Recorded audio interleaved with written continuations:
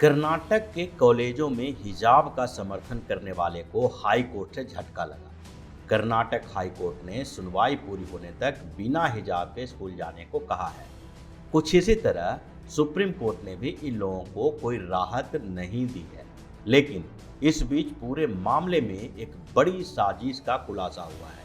इस साजिश की तैयारी पिछले साल से चल रही थी, जिसमें सीधे तौर पर देश विरोधी संगठन पीएफआई की भूमिका सामने आई है।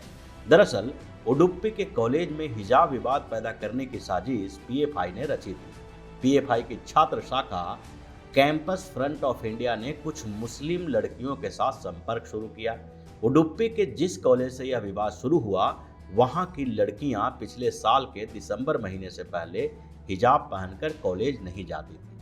इनमें से जिन दो लड़कियों ने इस मामले को हाईकोर्ट तक घसीटा, वो पहले अखिल भारतीय विद्यार्थी परिषद के साथ विरोध प्रदर्शन में शामिल हो चुकी थी। पिछले अक्टूबर में इन लड़कियों ने रेप के खिलाफ एक विरोध प्रदर्शन में एबीवीपी का साथ दिया था। लेकिन अगले महीने ही इन लड़कियों के साथ सीएफआई ने संपर्क किया और इन लोगों को अपने साथ जोड़ा।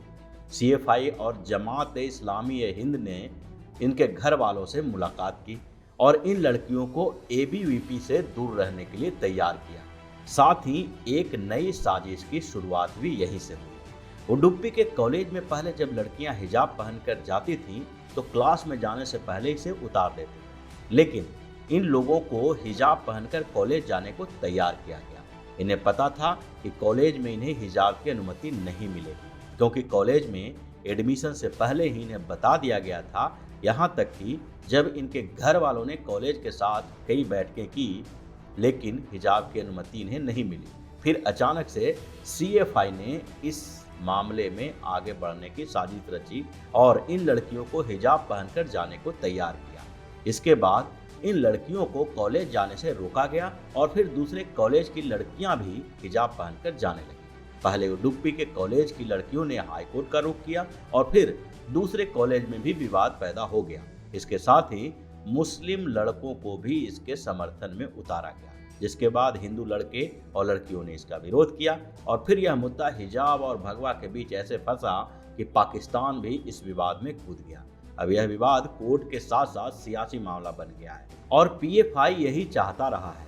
जिस तरीके से नागरिकता संशोधन कानून के खिलाफ पीएफआई ने पूरे भारत में हिंसा फैलाया था, उसी तरह हिजाब पर कॉलेज में बैन को भी आधार बनाए जाने की साजिश रची गई। इन लोगों ने कर्नाटक के एक कॉलेज के विवाद को दिल्ली से पाकिस्तान तक पहुंचा दिया और विपक्षी पार्टियां इसके साजिश में साथ देती रही। लेकिन अब धीरे धीरे इसकी परतें खुल रही है।